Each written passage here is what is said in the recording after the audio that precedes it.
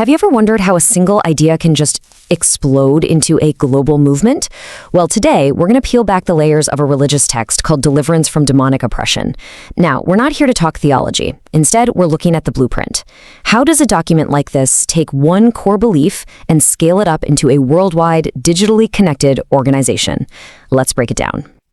Everything, and I mean everything, we're about to see flows from this single verse in the Bible. You can think of the scripture as the source code for the entire operation. It sets up the foundational premise that believers have been given the power to act directly against what it calls demonic forces. This is the starting block for it all. So here's our roadmap for today. We're going to start with that one core belief, then look at the actual tools they provide. From there, we'll see how an individual is brought in through a prayer of salvation. Then we zoom out to the huge mission they can join, the digital network that holds it all together, and finally, the ultimate call to action. It's a really fascinating journey from the personal to the global. All right, first up, the core belief. This is the why behind this entire text. So the document starts by identifying a very specific problem, demonic oppression. But it doesn't just leave it there. It immediately offers a solution. And what's really key here is the language of authority.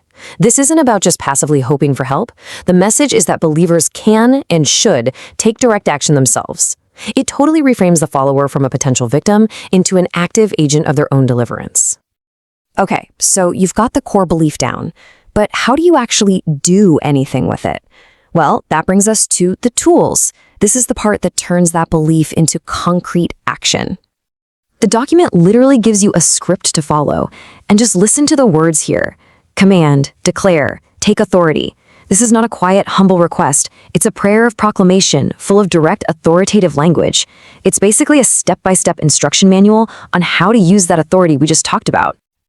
Now, after providing this tool that anyone can use, the focus suddenly zooms in. It shifts from a general practice to a really specific, personal moment of decision for the reader. This right here is the pivot point. This prayer is aimed squarely at the individual reading it. It's a clear, 5-step process that takes you from acknowledging a personal problem all the way to making a lifelong commitment. You could say this is the main entry point, the moment of conversion that the whole document is engineered to create. And what happens immediately after that commitment? There's a free ebook. This is such a classic and smart onboarding move. It reinforces the decision that was just made and starts integrating the new believer into the fold right away. It's the perfect next step to keep them engaged. Okay, so the individual is now on board. This is where the camera pulls way back and we shift from a personal faith journey to a massive collective mission. And that mission is huge. The goal isn't just to grow a little. The stated target is 500 million people. A number that big does something really important. It inspires people and makes them feel like their small part contributes to something of global significance. The document doesn't just throw out a big number and leave you hanging. It gives you very clear, very structured ways to get involved. No matter who you are, there's a role for you. You can be a prayer partner, a volunteer missionary, or a kingdom investor. It makes participation feel accessible to absolutely everyone. So, how in the world do you organize and connect all of these people across the globe? Well, that brings us to the digital infrastructure that powers this whole thing. To run a global operation, you need a central command, right?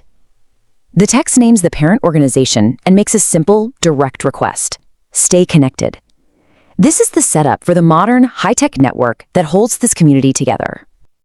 And just look at this strategy. This isn't just a Facebook page. This is a full-blown, multi-platform digital ecosystem. They're using WhatsApp for the daily, intimate stuff, like prayer groups, Telegram for broadcasting messages, Facebook for general updates. They're even on LinkedIn for professional networking, and TikTok for short-form video. Each platform has a very specific job to do. This slide really hammers home the global nature of it all. By setting up a midnight prayer and then translating that time across dozens of countries, from Nigeria to the US to the Philippines, they create this incredible sense of unified simultaneous action. If you're a follower in London, you know someone in Lagos is praying with you at that very moment. That's a powerful way to build connection. So, after laying out the prayers, the mission, and the digital network, the entire document builds to one final, ultimate message. And there it is. This is the ultimate why. All the actions that came before it, the deliverance prayers, the salvation, the mission work, it's all framed by this one core belief. It's a call to get ready for a future, climactic event. This final thought gives a deep sense of purpose and urgency to everything else. So, as we've seen, this text is a fascinating case study. It starts with one Bible verse, defines a problem, offers a step-by-step solution, creates a clear path for personal commitment, presents a massive collective goal, and then uses a really sophisticated digital network to connect and mobilize people worldwide. All of it leading to a final, ultimate purpose. It really makes you think, right? It leaves us with the question of how faith, media, and community building are all coming together in the 21st century. Good day, beloved. Thank you for watching. If this kingdom message has blessed you, please like, comment, and share with someone today. Stay connected with God's servant David Felix Nwefulu by subscribing for more daily kingdom inspirations and turn on your notification button so you do not miss a word that strengthens your faith. God bless you.